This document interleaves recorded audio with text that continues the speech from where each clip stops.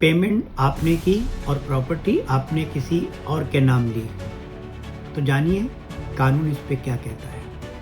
आपने एक घर या प्लॉट खरीदा, उसकी पेमेंट आपने की, लेकिन रजिस्ट्री उसकी आपने किसी और के नाम पे की। अगर कल वो व्यक्ति आपको उस प्रॉपर्टी से निकाल दे या आपको वो प्रॉपर्टी देने से ना कर दे, तो जानिए इस पे कोर्ट क्या कहता है।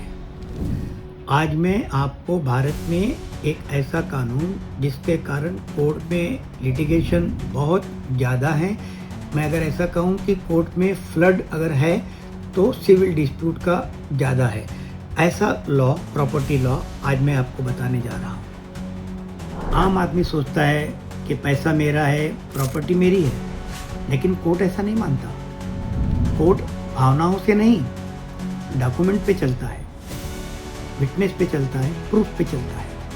ऑनरेबल सुप्रीम कोर्ट ने बार बार अपने फैसलों में ये कहा है कि जिसके नाम पे डॉक्यूमेंट होता है, रजिस्टर्ड सेल डीड होती है, वही उस प्रॉपर्टी का ओनर होता है।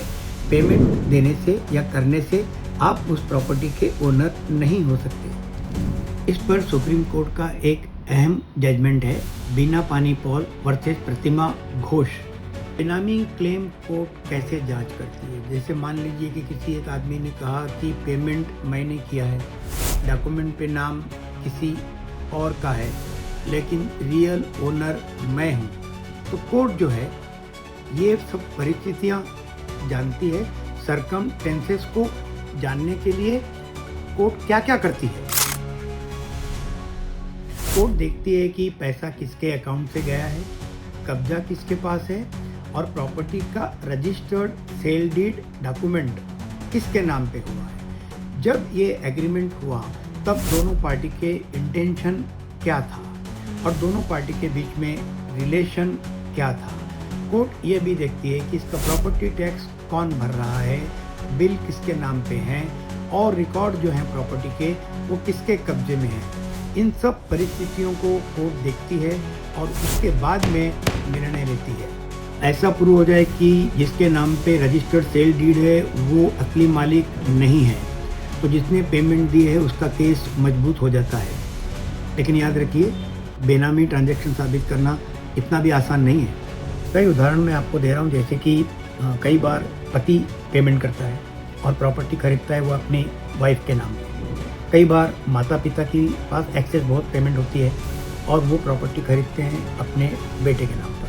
तो ये सब उदाहरण हैं जहाँ पेमेंट कोई और कर रहा है, डॉक्यूमेंट किसी और के नाम पे हो रहा है, लेकिन कोर्ट जो है ज़्यादातर केस में यही देखता है कि जिसके नाम पे डॉक्यूमेंट्स हैं, रजिस्टर्ड सेल डीड है, वही ओनर है और उसी को कोर्ट ओनर मानता है। अगर पैसा ए का है और उसने प्रॉपर्टी बी के नाम पे ली है और उन दोनों के बीच में कोई रिलेशन स्टैब्लिश नहीं हो रहा है, जैसे कि माँ बाप का रिलेशन, बेटे का रिलेशन, या फिर पति पत्नी का रिलेशन, भाई बहन का रिलेशन, ऐसा कोई रिलेशन स्टैब्लिश नहीं हो रहा है, और ना ही उनके बीच में कोई गिफ्ट डीड है कि उनका मकसद पैसा छिपाना है, काला धन बचाना है और टैक्स इवेशन करना है। तो इस रूप में ये जो प्रॉपर्टी है बेनामी प्रॉपर्टी बन जाती है। बेनामी एक्ट के तहत ऐसी प्रॉपर्टी सरकार जब्त कर लेती है। इसमें 7 साल की सजा भी होती है और भारी जुर्माना भी लगता है। इसीलिए एक बात हमेशा याद रखिए कि भारत में पैसा देना आपको ओनर नहीं बनाता है। रजिस्टर्ड सेल डीड जिसके नाम पे हो वही ओनर कहलाता है।